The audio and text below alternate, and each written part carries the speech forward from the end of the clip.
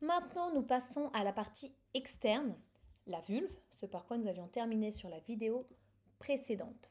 On va passer rapidement sur cette partie, vous n'avez pas forcément à la connaître, c'est plus pour votre culture générale. Donc là, on va voir un schéma qui est en position gynécologique. Position gynécologique, c'est la position que prend une femme quand elle va chez le gynécologue. Donc on voit le sexe de la femme qui a les jambes écartées comme lors d'un accouchement. Voilà le schéma. Donc ici, on retrouve le méa urinaire qu'on avait vu précédemment, qui est le bout de l'urètre, par là où sort l'urine. On retrouve l'orifice du vagin, le bout du vagin.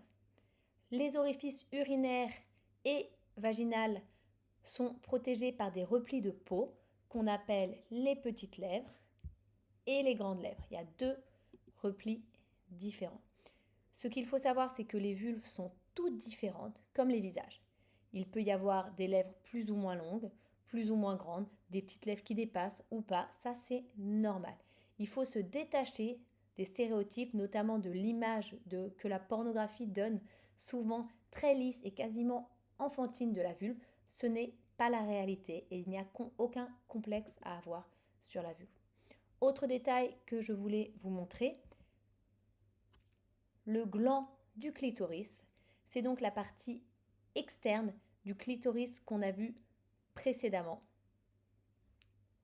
Et comme c'est une partie, je vous ai dit, très sensible avec beaucoup de terminaisons nerveuses, il est recouvert par un repli de peau qui s'appelle le capuchon du clitoris. Ici, nous avons l'hymen. Donc c'est une fine paroi qui se trouve à l'entrée du vagin qui peut se rompre lors de la première relation sexuelle ou lors de la pratique de certains sports, équitation, gymnastique. Lorsqu'elle se rompt, ça peut entraîner un léger écoulement de sang. Deux autres glandes que je voulais vous montrer, pas besoin de retenir. Donc ce sont les glandes vestibulaires qui sont là, qui sont situées à l'intérieur des lèvres et qui produisent un liquide appelé la cyprine. Ce liquide va permettre de lubrifier naturellement le vagin au moment des relations sexuelles. C'est ce qui peut provoquer la sensation de mouiller et qui permet au pénis de pénétrer sans douleur. Et ici, on a les glandes para-urétrales qui sont des glandes situées près du méa urinaire et qui peuvent produire un liquide plus abondant. On parle parfois d'éjaculation féminine qui peut arriver chez certaines femmes. Aucune gêne à avoir là-dessus également.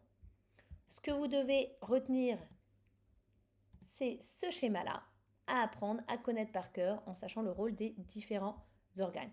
Allez, bonne révision!